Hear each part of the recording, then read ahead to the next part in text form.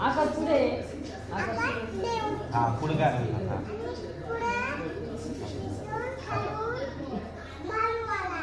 काय केलं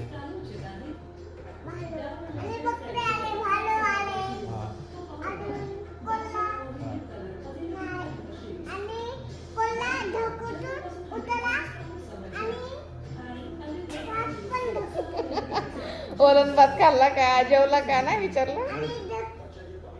चिवता आहे चिवता सांग तुला कुठली येते ती सांग. त्याला याची गोष्ट येते ती